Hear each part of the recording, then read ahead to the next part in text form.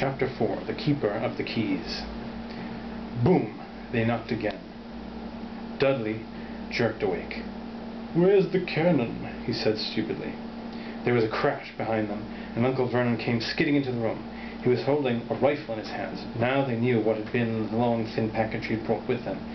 "Who's there?" he shouted. "I warn you, I'm armed." There was a pause, then smash! The door was hit with such force that it swung clean off its hinges, and with a deafening crash landed flat on the floor. A giant of a man was standing in the doorway. His face was almost completely hidden by a long shaggy mane of hair and a wild tangled beard, but you could make out his eyes, glinting like black beetles under all the hair. The giant squeezed his way into the hut, stooping so low that his head just brushed the ceiling. He bent down, picked up the door, and fitted it easily back into its frame. The noise of the storm outside dropped a little. He turned to look at them all. "Couldn't make us a cup of tea, could you? It's not been an easy journey." He strode over to the sofa where Dudley sat frozen with fear. "Budge up, you great lump," said the stranger. Dudley squeaked and ran to hide behind his mother, who was crouching, terrified, behind Uncle Vernon. "And here's Harry," said the giant. Harry looked up into the fierce, wild, shadowy face and saw that the beetle eyes were crinkled in a smile. "Last time I saw you, you were only a baby," said the giant. "You look a lot like your dad, but you got your mum's eyes." Uncle Vernon made a funny rasping noise. "I demand that you leave at once, sir," he said. "You're breaking and entering." "Ah, shut up, Dursley, you great prune," said the giant. He reached over the back of the sofa, jerked the gun out of Uncle Vernon's hands, bent it into a knot, as easily if it had been made of rubber, and threw it into a corner of the room. Uncle Vernon made another funny noise, like a mouse being trodden on. "Anyway, Harry," said the giant, turning his back on the Dursleys, "a very happy birthday to you. Got some here for you. I might have sat on it at some point, but it'll taste all right." From an inside pocket of his black overcoat, he pulled a slightly squashed box. Harry opened it with trembling fingers. Inside was a large, sticky chocolate cake with "Happy Birthday, Harry" written on it in green icing. Harry looked up at the giant. He meant to say "thank you," but the words got lost on the way to his mouth, and what he said instead was, "Who are you?" The giant chuckled. "True, I haven't introduced myself. Rubeus Hagrid, Keeper of Keys and Grounds at Hogwarts." He held out an enormous hand and shook Harry's whole arm. "What about that tea, then, eh?" he said, rubbing his hands together. "I'm not saying there's something stronger if you got it, you mind." His eyes fell on the empty grate with the shriveled chip bags in it and snorted. He bent down over the fireplace. They couldn't see what he was doing, but when he drew back a second later, there was a roaring fire there. It filled the whole damp hut with flickering light, and Harry felt the warmth wash over him, as though he'd sunk into a hot bath. The giant sat back down on the sofa, which sagged under his weight, and began taking all sorts of things out of his pockets of his coat: a copper kettle, a squashy package of sausages, a poker, a teapot, several chipped mugs, and a bottle of some amber liquid that he took a swig from before starting to make tea. Soon the hut was full of the sound and smell of sizzling sausage. Nobody said a thing while the giant was working, but as he slid the first 6 fat, juicy, slightly burnt sausages from the poker, Dudley fidgeted a little. Uncle Vernon said sharply, "Don't touch anything he gives you, Dudley." The giant chuckled darkly. "Your great pudding of a son don't need fattening any more, Dursley, don't worry." He passed the sausages to Harry, who was so hungry that he never tasted anything so wonderful, but he still couldn't take his eyes off the giant. Finally, as nobody seemed about to explain anything, he said, "I'm sorry, but I still don't know really who you are." The giant took a gulp of tea and wiped his mouth with the back of his hand. "Call me Hagrid," he said. "Everyone does. And like I told you, I'm Keeper of the Keys at Hogwarts. You'll know all about Hogwarts, of course." No," said Harry. Hagrid looked shocked. "Sorry," Harry said quickly. "Sorry?" barked Hagrid, turning to stare at the Dursleys, who shrank back into the windows. "It's them as should be sorry. I knew you weren't getting your letters, but I never thought you wouldn't even know about Hogwarts, I cried out loud. Did you never wonder what your parents learned it all?" "All what?" asked Harry. "Oh, what?" Hagrid thundered. "Now wait just 1 second." He leapt to his feet. In anger he seemed to fill the whole hut. The Dursleys were cowering against the wall. "Do you mean to tell me," he growled at the Dursley, "that this boy knows nothing about anything?" Harry thought this was going a bit far. He had been to school after all, and his marks weren't bad. I know some things," he said. "I can, do math and stuff." But Hagrid simply waved his hand and said, "About our world, I mean. Your world, my world, your parents' world." What world? Hagrid looked as if he was about to explode. "Dursley!" he boomed. Uncle Vernon, who had gone very pale, whispered something that sounds like... Hagrid stared wildly at Harry. "But you must know something about your mum and dad," he said. "I mean, they're famous. You're famous." "What? My mum and dad weren't famous, were they?" "You don't know? You don't know?" Hagrid ran his fingers through his hair, fixing Harry with a bewildered stare. "You don't know what you are?" he said finally. Uncle Vernon suddenly found his voice. "Stop!"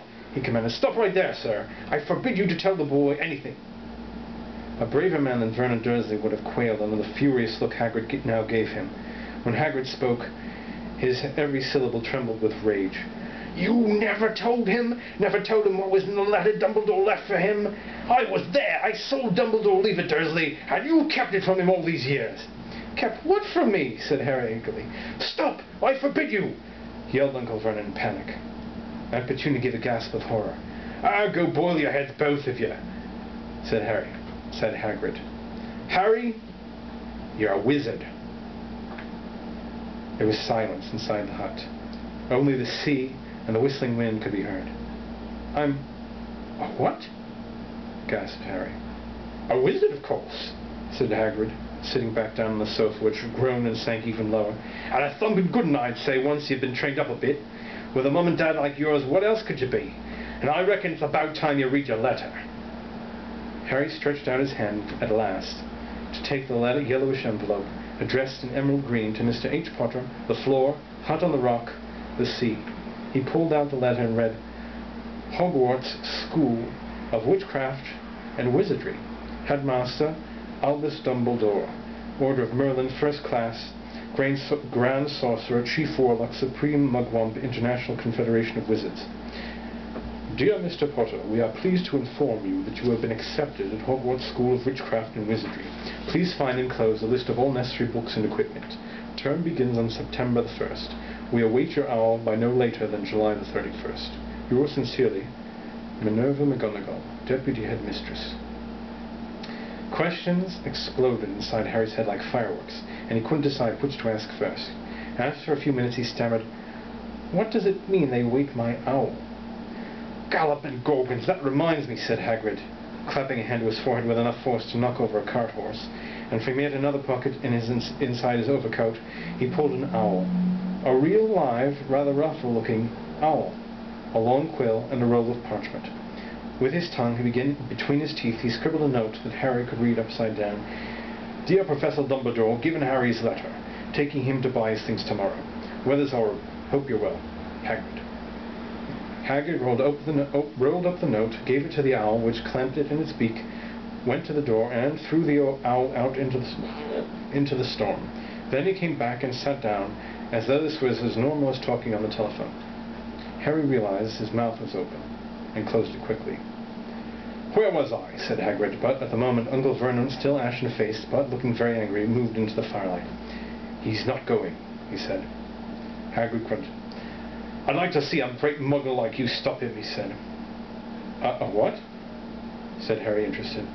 "A muggle," said Hagrid. "It's what we call non-magic folk like them, and it's your bad luck you grew up in a family of the biggest muggles I ever laid eyes on." "We swore when he took him in we'd put a stop to that rubbish," said Uncle Vernon. "Swore we'd stamp that out of him. Wizard, indeed." "You knew?" said Harry. "You knew I'm a wizard? Knew?" shrieked Aunt Petunia suddenly. "Knew? Of course we knew. How could you not be, my dratted sister being what she was? Oh, she got a letter just like that and disappeared off to that school and came home every vacation with her pockets full of frog spawn, turning teacups into rats. I was the only one who saw her for what she was, a freak. But for my mother and father, oh no, it was Lily this and Lily that. They were proud of having a witch in the family." She stopped to draw a deep breath, and then went ranting on. It seemed she had been wanting to say all this for years. Then she met that Potter at school, and they left and got married and had you. And of course I knew you'd be just the same, just as strange, just as abnormal. And then, if you please, she went and got us blown up, and we landed with you. Harry had gone very white. As soon as he found his voice, he said, "Blown up? You told me they died in a car crash." "Car crash!" rolled Hagrid, jumping up so angrily that the Dursleys scuttled back to their corner. "How could a car crash kill Lily and James Potter? It's an outrage, a scandal. Harry Potter not knowing his own story when every kid in our world knows his name." "But why? What happened?" Harry asked urgently. The anger faded from Hagrid's face. He looked suddenly anxious. "Oh, I never expected this," he said in a low, worried voice. "I had no idea. When Dumbledore told me there might be trouble getting hold of you, how much you didn't know. Harry, I don't know if I'm the right person to tell you, but someone's got it. You can't go off to Hogwarts not knowing." He threw a dirty look at the Dursleys. "Well, it's best you know as much as I can tell you. Mind, I can't tell you everything. It's a great mystery, parts of it." He sat down, stared into the fire for a few seconds, and then said, "It begins, I suppose, with the person called... but it's incredible you don't know his name. Everyone in our world knows." "Who?" "Well, I don't like saying the name if I can help it. No one does." "Why not?" "Gulp and gargoyles, Harry. People are still scared. Blindness is difficult. See, there was this wizard who went bad. As bad as you can go. Worse. Worse than worse. His name was..." Hagrid gulped, but no words came out. "Could you write it down?" Harry suggested. "Nah, can't spell it." "All right. Voldemort." Hagrid shuddered. "Don't make me say it again. Anyway, this wizard, about 20 years ago now, started looking for followers. Got 'em too. Some were afraid. Some just wanted a bit of his power, because he was getting himself power, all right. Dark days, Harry. Didn't know who to trust. Didn't dare get friendly with strange wizards or riches. Terrible things happened. He was taken over. Of course, some stood up to him, and he killed them. Horribly. One of the only safe places left was Hogwarts. Reckon Dumbledore's the only one you know who wasn't afraid of. Didn't dare try taking the school, not just then anyway. Now, your mum and dad was as good a witch and wizard as I ever knew. Ed boy and girl at Hogwarts in their day. Suppose the mystery's why, you know, who never tried to get him on his side before.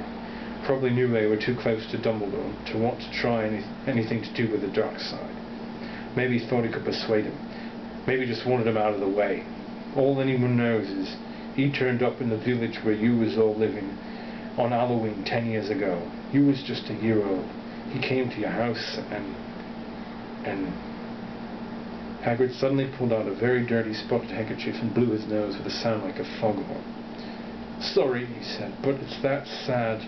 Knew your mum and dad, and nicer people you could never find. Anyway, you know who killed them. And then, and this is the real mystery of the thing, he tried to kill you too. Wanted to make a clean job of it, I suppose, or maybe just like killing by then. But he couldn't do it. Never wondered how you got that mark on your forehead. That was no ordinary cut. That's what you get when a powerful evil curse touches you. He took care of your mum and dad, and your house even. But it didn't work on you. And that's why you're famous, Harry. No one ever lived after he decided to kill him. No one except you. And he killed some of the best witches and wizards of the age. The McKinnons, the Bones, the Prouts. And you was only a baby, and you lived." Something very painful was going on in Harry's mind. As Hagrid's story came to a close, he saw again the blinding flash of green light, more clearly than he ever remembered it before.